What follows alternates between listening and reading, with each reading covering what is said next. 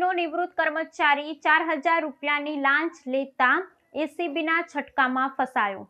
અમદાવાદ શહેરના વિરાટનગર વિસ્તારમાં અમદાવાદ એસીબીએ એક સફળ છટકો ગોઠવી અમદાવાદ મ્યુનિસિપલ કોર્પોરેશનના નિવૃત્ત કર્મચારીને લાંચ લેતા ઝડપી પાડ્યો છે। ગોવિંદ પરમાભાઈ ડાભી નામના આ નિવૃત્ત કર્મચારીએ 4,000 રૂપિયાની લાંચ સ્વીકારતા એસીબીના હાથે રંગે હાથ પકડાઈ ગયો હતો। એસીબી દ્વારા આ છટકો વિરાટનગરની અંબિકાનગર સોસાયટીમાં ગોઠવવામાં આવ્યો હતો।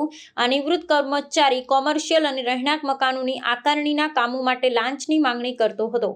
એક જાગૃત નાગરિકે આ અંગે એસીબીમાં રજૂઆત કરતા એસીબીએ તુરંત કાર્યવાહી હાથ ધરીને આ છટકું ગોઠવ્યું હતું। લાંચ સ્વીકારતી વખતે જ ગોવિંદ ડાભીને ઝડપી લેવામાં આવ્યો હતો, જેના પગલે ભ્રષ્ટાચાર કરનાર તત્વોમાં ફફડાટ વ્યાપી ગયો છે। એસીબીના આ કાર્યવાહી ભ્રષ્ટાચારને નાબૂદ કરવા માટેના તેના મક્કમ ઇરાદાને દર્શાવે છે। આ ઘટના એવા સરકારી કર્મચારી અને અધિકારીઓ માટે એક ચેતવણીરૂપ છે, જેઓ નિવૃત્તિ પછી પણ લાંચની પ્રવૃત્તિઓ ચાલુ રાખે છે। એસીબી દ્વારા આ મામલે કાયદેસરની વધુ કાર્યવાહી હાથ ધરવામાં આવી છે।